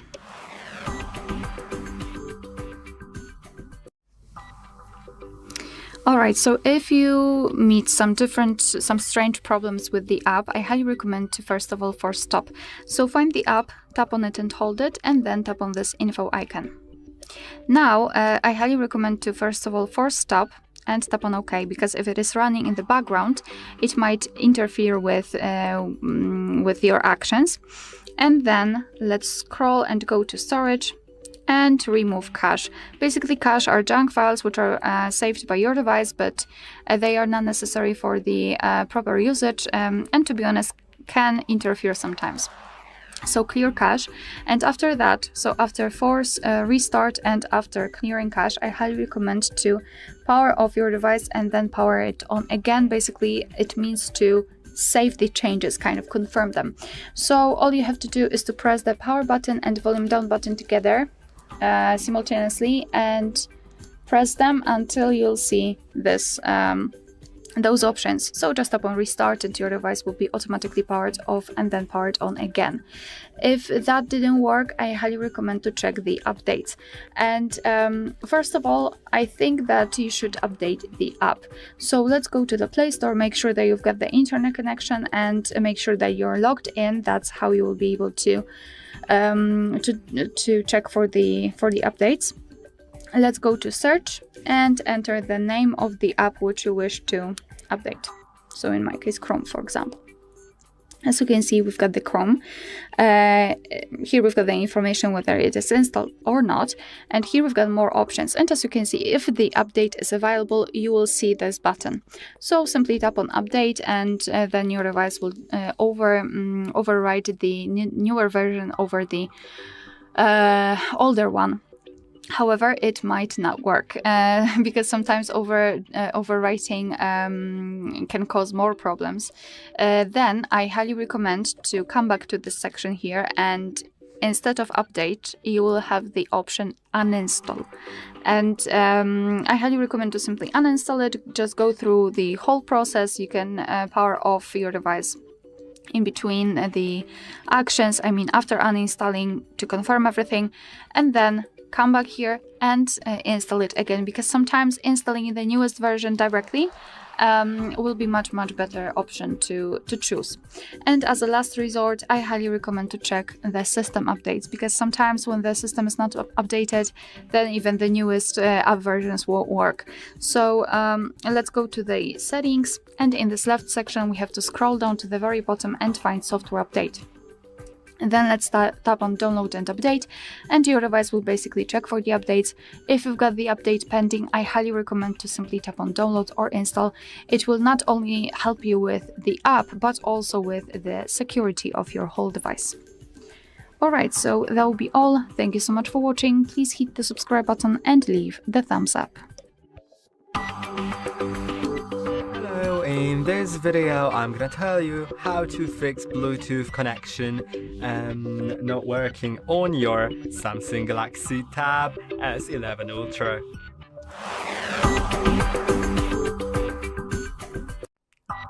Okay, so the first thing that very often works is sliding down from the right top part of the screen and toggling Bluetooth on or off. So yeah, off then on, right? So I have Bluetooth on currently, and if it's not working, then you can simply toggle it off and wait for like 10 seconds, then toggle it on, and that's how it's gonna work. Now if it didn't, because there's a high chance it didn't work, then you may need to unpair and repair your device in Bluetooth settings. So I'll just go to settings, then connections, then Bluetooth, and I'll get my device so I can show you how to reconnect it. Okay, so as you can see, my headphones, my earbuds are connected, and now if I want to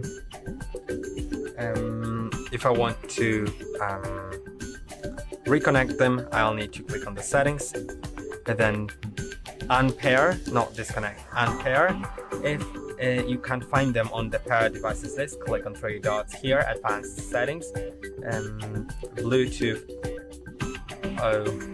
Bluetooth, what? That's not supposed to be like that. No, I think it's gonna be there anyway. Sorry, I got mixed up. Yeah, so you just need to unpair. Now I'll try reconnecting them. So I have them right here. Close the lid, open the lid, take them out, because that's how you put those in pairing mode. But it's not always like that, you know. It depends on the buds themselves. Some are connected one way, some the other. So it's worth looking into that. And yeah, now they are connected, so it works. If it didn't, and then try restarting your phone and the Bluetooth device. So, sorry, not phone, tablet. So I'm gonna press and hold on power and the volume button that's closer to the power button, and click on restart, and then click on that again. Now it's gonna look weird here on the camera, so I'm just gonna put my hands here. And yeah, so you should do that and try restarting your Bluetooth device as well, as I said. And if that won't help, then we will try updating our system so it basically has all the newest updates, because it may fix some known bugs. So let's go to settings and then go to software update, download and install. Wait a moment until it checks for updates. You can see my software is up to date, but if yours is not, you'll have an option to update it. And when you update it, it may fix some bugs, as I said. And I hope that this video was helpful. Don't forget to like and subscribe. And I'll see you in the next one. Hello, in this video I'm gonna show you the first things that you should do after setting up your a Samsung Galaxy S11 Tab S11 Ultra.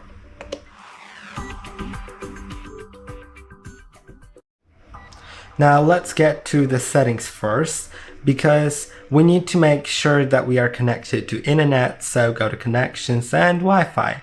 And if you're currently connected, that's great. If you're not, then you should connect, because it'll be needed for many further steps. Now the next thing is checking for updates. This is very important to check for software updates on your tablet, and if there are any, just install them. So in the settings, scroll all the way down until you find software update, then click on download and install. It'll start checking for available updates. If there are any, it is very worth installing them because it makes your system run smoothly, securely, and also gives you the newest features. You can see in my case it's up to date, so I don't need to do anything, and we can move on to the next step. And the next step is gonna be also making sure that we are signed into Google account, because it'll be needed in a moment. So go to accounts and backup in settings, then manage accounts. If you don't have any Google account listed here, then click on add account and then Google, and you can log in or create an account there. I already have an account though, so I can continue to the next step, which is gonna be going to Google Play Store to quickly set it up and also update our apps, because updating your apps is important for the very same reason as updating your tablet. Now, there are some apps that you can install. I'm gonna skip it, then I'm gonna click on no thanks here, okay. And now we are in the app. What you should do is go to your profile icon in top right corner, and then manage apps and device, and then go to apps. And now it's restoring something, but first of all, I want to go to updates and click on update all. So all the apps are up to date and they are perfectly working. So that is worth doing, I think. And now we can move on to the next thing. And the next thing is gonna be setting up our screen lock. And to do it, go to settings and then go to security and privacy, of course, and then screen lock and biometrics. I'm gonna enter my screen lock because I already have it, but if you want to set it up, then if you don't have it set up, you'll probably have it set to swipe or none. So if I set it to swipe, now you can see I just have that, and I can simply switch it to pattern, pin, or password. But remember that if you forget your pattern, pin, or password, there will be no way to restore it other than simply erasing everything on your tablet. So make sure that you'll remember your pattern, pin, or password. I will set a pattern and I'll set it to something like that, then click on continue and redraw it to confirm. And now we have it. And then it asks you what you want to do on your lock screen. So I'll, with your notifications, I'm gonna set it to icons. So that's how they are gonna be displayed on the lock screen. Okay. Now also in screen lock and biometrics, we can go there again because we can set up our face recognition and fingerprints. And I'm gonna set up a fingerprint because I don't really find face recognition very secure when there's just, it's based on the camera, so it can be unlocked with a photo of you or by someone who looks similar to you. But fingerprints are pretty secure, so we can click on register. And now press this place right here on your fingerprint sensor, which is built under the screen. And now I'm gonna tap on it several times.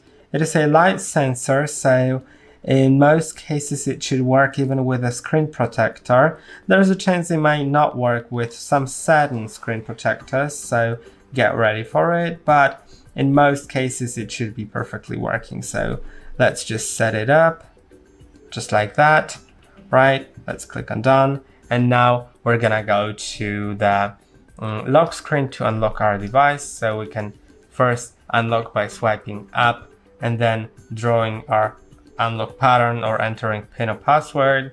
Now the other method is with fingerprint, and as you can see, it unlocks it as well. I can even do it, I think, on the screen being closed. So yeah, if the screen is completely off, then you can also do it.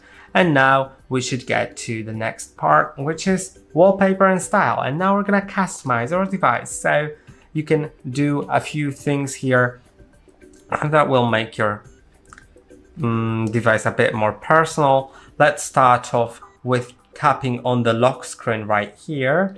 And then you can see this is how it is here on default. I believe on default, it doesn't look to default, but maybe it is default. Maybe it was recovered from my other account because I just reset the device. But yeah, it might have been recovered from an account, or it's just here. So you can see we have some widgets. We're gonna edit that later. First, let's talk about clock. So clock can be in different fonts. These fonts can also have their thickness adjusted and their color, right? So that's really great. We can also change the style of the clock to be vertical, horizontal, or like this small one, a little bit bigger one. You can select whether you want to show date above or below the clock, and you can also add weather information to the thing that you're displaying, either above or below the clock. You can also display a calendar, and now what's funny is that you can resize it, so you can have it bigger or smaller depending on your preference. You can move it around actually, so you can place it wherever you want, honestly. And you can, for example, have that sort of clock. Now there are these widgets, and yeah, they can be removed and they can be added. So I'm gonna remove all of them to start off clean, and let's start adding like some different things. You can add, you can see different widgets from different apps. I think I'll add something simple like, let's say, the weather. And in the weather, we can get like I think the current temp and weather would be fine. And also maybe the moon phase. I think you can rearrange them. Yes, you can actually place it. No, you can't actually place it anywhere. Okay. But as you can see, there are some different options here. So I'll also add my screen time maybe, and I'll place it here. Okay. Now also, if you like, you can rotate widget display up to here or to here. It's up to you. And you can edit these shortcuts in bottom left and bottom right corner. So by clicking on them, you can just change them to something else instead of the one that's default. So instead of the Google Chrome, I can, for example, set a calculator, and on the right side, I can set my, for example, GoodNotes, right? And now the last thing which you could have done at the beginning is wallpaper. You can change it, of course. Here are some featured ones from Samsung, some other ones from Samsung, or if you have any photos in your gallery, you can select it right here. So I'm gonna change the wallpaper to this one, I think, and then I'm gonna try to rearrange these so it matches a bit more. Let's click on done, and now it's edited. And you can also do like wallpaper on your home screen, so that's also pretty great. Now also, by pressing and holding on your home screen, you can go to settings of the home screen and change the app size, and also change the home screen and apps screen grid. So if you want to fit more apps, then select 10 by 6, and if you want to fit less apps, select 8 by 6. Okay, now let's move on to something else. So if we finish that, of course you can just change it like that, right? If you want to go to something else, then it's gonna be making sure that in settings, in display, all our settings are adjusted to our preference. So you can set your display to light or dark. I will set it to light because it looks better on camera, but dark saves power and also is a bit more comfortable for your eyes, especially at night.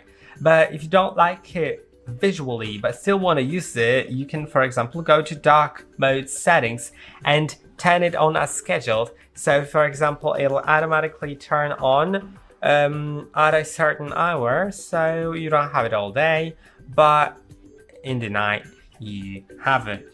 Now there is also something called motion smoothness, and you can set it to adaptive or standard.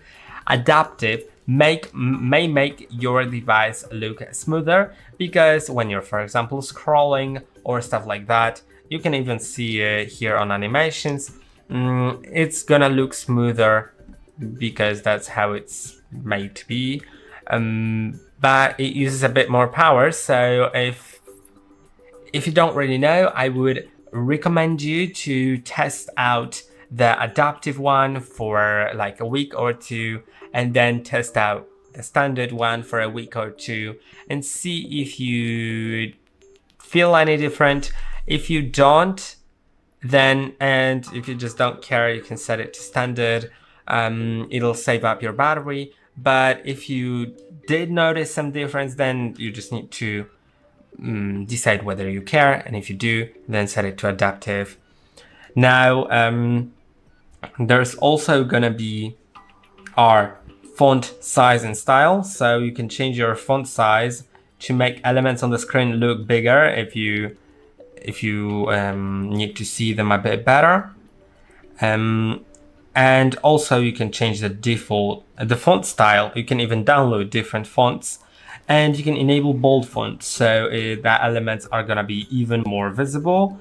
Then also screen zoom. You can set the screen zoom to make all the elements, not only the text, but all the elements smaller or bigger, depending on your preference. I will set them to the default one, and then I think it's gonna be basically it for this video. The last thing is navigation bar. You can set it to buttons, which are gonna be these 3 buttons. The standard ones, the one is for recents, the other one is for home button, right? And the last one is gonna be for back button. And now if I set it to swipe gestures, then sliding up is the home button. Sliding up and holding is the recents, and sliding from the side towards the center, doesn't matter whether from the right side or from the left side, it's a back button. So these will be basically all. I hope that this video was helpful. Don't forget to like and subscribe, and I'll see you in the next one. Hello, in this video I'm gonna show you how to fix Face Unlock not working on your Samsung Galaxy Tab S11 Ultra. Okay, so if your Face Unlock is not working, you should first make sure that your camera area is clean, right here. So you may need to just clean it with a microfiber cloth and then see if it works. If it doesn't, then you should try re-registering your face in settings. So let's go to settings. Let's go to security and privacy, then screen lock and biometrics. And I already have a face, I don't have a face added, so I'll register it. But in a moment, I'll show you how to delete your face if you already have it registered. I just need to register it first, right? So let's go here, then continue, then register. And now I need to position my face in the frame. Tilt my head up and tilt my head down. Now it is registered. And yeah, so if you already have it added, then remove the face data by going into face recognition, remove it, then re-enroll it. Now I'm gonna show you how to, like, that I can unlock it with my face, so when I look at the tablet it's unlocked, right? So yeah, now let's also, you need to ensure that you have good lighting during setup and during use, because bad lighting may cause some problems with face recognition, because it only bases on the camera here. It's not a 3D scan, it's just a 2D scan, so it needs light. And also you should try updating the software on your tablet to fix some bugs. So if you go to settings, you should go to software update right here, then download and install, and if there's any update available, install it, so it may fix some bugs.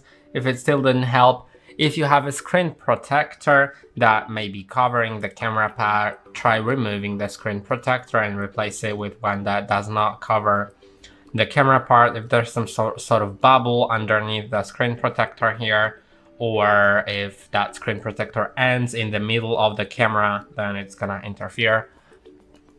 You can just test if the camera works well by opening the camera app and switching to the front lens, and that will show you a lot here. So I hope that this video was helpful. Don't forget to like and subscribe, and I'll see you in the next one. Hello, in this video I'm gonna tell you how to deal with your Samsung Galaxy Tab S11 Ultra hidden while charging.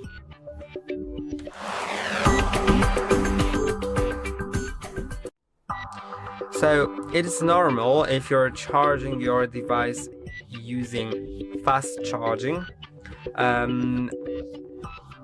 If it overheats during fast charging, so if you're using a charging brick that is fast charging and you have some problems with it, well, it's gonna be normal, although you may want to disable the fast charging if that's what causes the issue.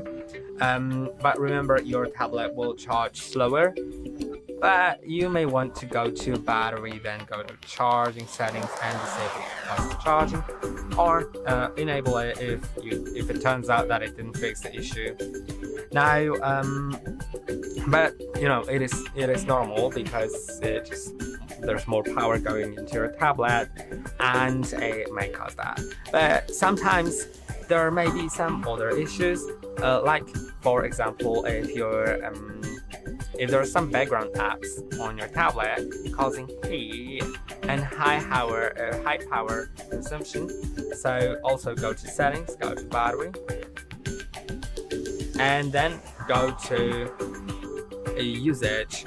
Now you'll see different apps here, and you'll see that like if I go to any app of those, let's say if an app uses too much power, of course my One UI Home, which is my home screen, like I can't do anything about it. But if there is an app like Instagram or stuff like that uses too much power, just an app that you've installed yourself, then you can click on that and look into that, and you can see in background how much it uses. You can see here in background it uses 1 hour and 57 minutes, which is quite a lot. And since I can't do anything about my home screen, I won't do anything. But if there's any other app that uses too much background power, then you can go actually to background usage limits in battery, and then find sleeping apps and deep sleeping apps. Sleeping apps will only refresh sometimes in the background, and deep sleeping apps won't run in the background at all. Now, what is important is that if you are running some apps that you need notifications from, then you need to decide whether you want those notifications on time. If they can be delayed, then feel free to put that app in sleeping apps. Click here, then click on plus and select the app that you want to put here. Now, if that app is something that you need notifications from on time, then I wouldn't put it in sleeping apps. And if that app is something that you don't need notifications from at all, then you can go to deep sleeping apps. And now, if you put an app here, it won't refresh in the background at all, so the app will only be working when it's enabled. Yeah, you can try doing that. That should help. Also, make sure that you're using an original charger and cable. And original, I don't really mean it has to be from Samsung, because no, it doesn't, but from a reputable brand, so it doesn't cause any problems with irregular output power. And if the output power is irregular, your tablet has to deal with it. And how it deals with it, it equalizes it by producing heat. So yeah, if there's too much heat, then you should try getting a different charger from a genuine brand. Now, also it is worth avoiding using your tablet while charging, for example, especially if you're gaming on your tablet while charging, because it uses a lot of power, and at the same it inputs power. So if you do both at the same time, it simply produces heat, because both of those actions, like charging produces heat and gaming produces heat. So if they are both combined, they will produce heat even more. But also some other software like photo editing software, video editing software, and 3D modeling software, or any stuff like that may produce some heat. So if you're charging and doing that at the same time, then I would expect the tablet to get hot. Now, also it is worth, if you have any case on your tablet, if it's thicker, then you may want to remove it to improve heat dissipation, because cases may cause that. And also it's worth charging your tablet in a cool and ventilated area. Never charge your tablet underneath a pillow or something like that, because it's always going to result in your tablet getting hot. Like, if you put your tablet under a pillow and charge it, it may even break. That's how hot it gets under a pillow, because it has no ventilation at all. And there's been like real cases of phones or tablets or other devices breaking or even exploding. So don't put it under a pillow. And I hope that this video was helpful. Don't forget to like and subscribe, and I'll see you in the next one.